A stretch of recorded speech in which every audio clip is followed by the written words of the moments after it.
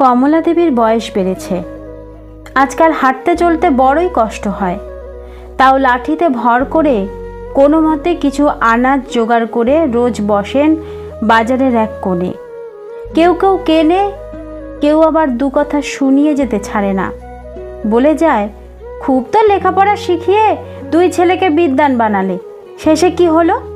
সেই তো শেষ বয়সে পথে বসতে হলো। কমলা দেবী বলেন, পথে তো বসিনি বাছা, নিজের রোজগারে একটা পেট দিব্যি চলে যায়, কারো কাছে হাত পাততে ভালো লাগে না যে। বেলায় বাড়ি ফিরে রেশনের মোটা চালের ভাত বসান আর তার সাথে আলু পেঁপে যা পান সেদ্ধ বসিয়ে দেন। নুন লঙ্কা দিয়ে তাই মেখে খেয়ে নেন। দুপুরে বিছানায় একটু গড়িয়ে নিয়ে লাঠিতে ভর করে নিজের ছোট্ট বাগানটায় আসেন। চারা গাছগুলোতে জল দেন আর পরের দিন বিক্রি করার মতো কিছু শাক বা সবজি থাকলে তা তুলে নেন। সন্ধ্যায় ফিরে কখনো মুড়ি খান আর কখনো শরীর টানলে আবার দুটো ফুটিয়ে নেন। তারপর রাত নামে ল্যাম্পের আলোটা নিভিয়ে শুয়ে পড়েন। ঘরের চালের কটা টালি ভেঙে গেছে কদিন আগে, সেখান দিয়ে চাঁদের আলো যেন ঝাঁপিয়ে আসে কমলা দেবীর ঘরে। মনে হয় যেন সব দিনের আলোর মতো পরিষ্কার। সারা দিন পরিশ্রম করে ফিরলে আগে শুলেই ঘুম নেমে আসতো, এখন ঘুমটাও আসতে চায় না, নানান চিন্তা এসে ভিড় করে। কমলা দেবী হচ্ছেন এক লড়াকু মহিলা। বাপ মা হারা কমলা দেবীর অল্প বয়সেই বিয়ে হয় পাঁচু গোপাল মণ্ডলের সাথে। পাঁচু গোপালের ছিল সবজির ব্যবসা, রোজগার নেহাত মন্দ হতো না। তখন কমলা দেবীর ভরা সংসার, ঘরে দুই ছেলে এক মেয়ে, শাশুড়ি আর অবিবাহিতা ননদকে নিয়ে। হঠাৎ শহর থেকে সবজি আনতে গিয়ে এক দুর্ঘটনায় প্রাণ হারান পাঁচু গোপাল। এত বড় সংসারটার ভিত নড়ে গেছিল সেদিন, কিন্তু হার মানেননি কমলা দেবী।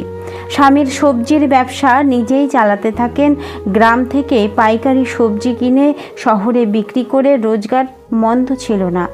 কিন্তু একটা মেয়ের এইভাবে ব্যবসা করাকে গ্রামের লোকজন ভালো চোখে দেখত না।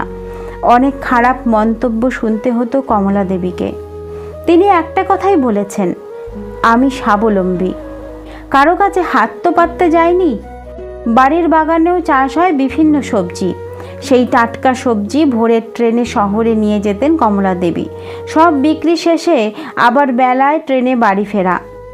ভোরের সবজি ট্রেনে কমলার মতো কিছু মেয়ে আর অনেক পুরুষও যায় ব্যবসা করতে। অনেকেই কমলাকে প্রস্তাব দিয়েছিল, কি হবে এত কিছু করে, চল আবার নতুন করে শুরু করি। কমলা সাফ জানিয়ে দিয়েছে, এরকম কথা ভাবাও সম্ভব নয় তার মুখ চেয়ে বসে থাকে গোটা সংসার।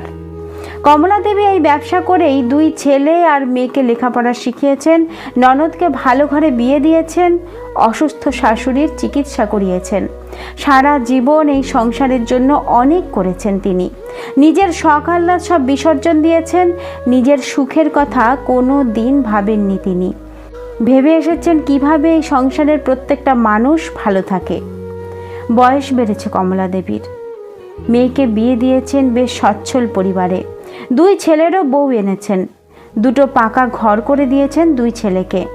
দুই ছেলে লেখাপড়া শিখেছে, শহরে কাজ করে তারা। কমলা দেবী আর সবজি নিয়ে শহরে যান না। ক্ষমতা নেই আর শরীরে মনে। ভাবেন এবার সুখের সময় এসেছে, বিশ্রাম নিয়েই শেষ জীবনটা কাটিয়ে দেবেন। দুই ছেলের ঘরে নাতি নাতনি এলো, দুই ছেলের আলাদা সংসার হলো। আজকাল ছেলেদের ব্যবহার আচরণ দেখে অবাক হয়ে যান কমলা দেবী। যে ছেলেরা মাকে নিজের বলে দাবি করে নিজেদের মধ্যে ঝগড়া করত ছেলেবেলায়, আজ তারাই বাড়িতে লোক এলে বলে, আমি মাকে খাওয়াই, আমি মাকে দেখি, ও দেখে না। শুধু কমলা দেবীর দুমুঠো খাওয়া নিয়েই দুই ছেলের মধ্যে চরম অশান্তি শুরু হলো। শেষে ঠিক হলো 1 মাস করে দুই ছেলের কাছে খাবে কমলা দেবী। ভাগ হয়ে গেল মায়ের খাওয়ানোর দায়িত্বটুকুও। নীরবে চোখ থেকে জল গড়ালো কমলা দেবীর। যে ছেলের পালা থাকে দুপুরে খাওয়ার জন্য ডাকে বৌমা। সারা সকাল কোনো খাবার দেওয়া হয় না। কমলা দেবী দেখেন ছেলে বৌমা নাতি নাতনিরা সকালের খাবার খাচ্ছে, কিন্তু কমলা দেবীর কপালে জোটে না তা। বেলা গড়িয়ে যায়, খিদে চোখে অন্ধকার দেখেন তিনি। সবার খাওয়ার শেষে ডাক পড়ে তার।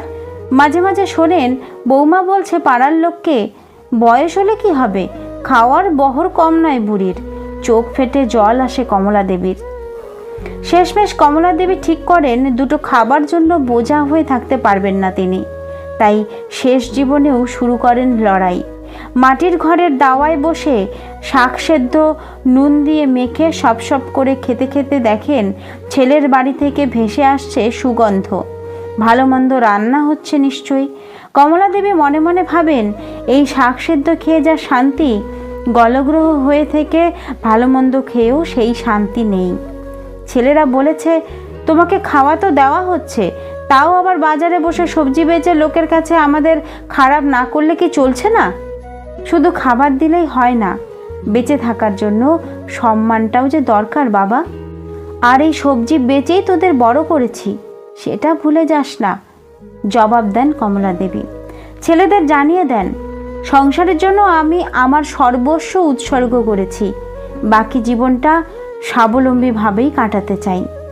বৌমারা বলে, বুড়ির শখ কম নয়, এত বয়স হয়েছে তাও তেজ কমেনি, সবজি বেচে আমাদের মাথা হেট করার জন্য উঠে পড়ে লেগেছে। নাতি নাতনিদের ঠাকমার কাছে যেতে দেয় না তারা।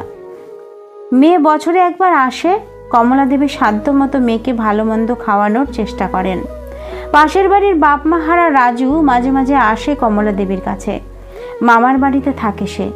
এসে বলে, ঠাকমা আজও মামি খেতে দেয়নি। কমলা দেবী বলেন, যা ভাত আছে দুজনের হয়ে যাবে বাপ, খেয়ে যাস। বাপ মাহারাদের যন্ত্রণা বোঝেন কমলা দেবী। বৌমারা বলে, নিজের ভাত জোটে না, আবার অভাগা ছেলেকে নিয়ে কত আদিক্ষেতা। রাজুর পড়াশোনার খুব ইচ্ছে। কমলা দেবী নিজে গিয়ে গ্রামের স্কুলে ভর্তি করে এসেছেন রাজুকে।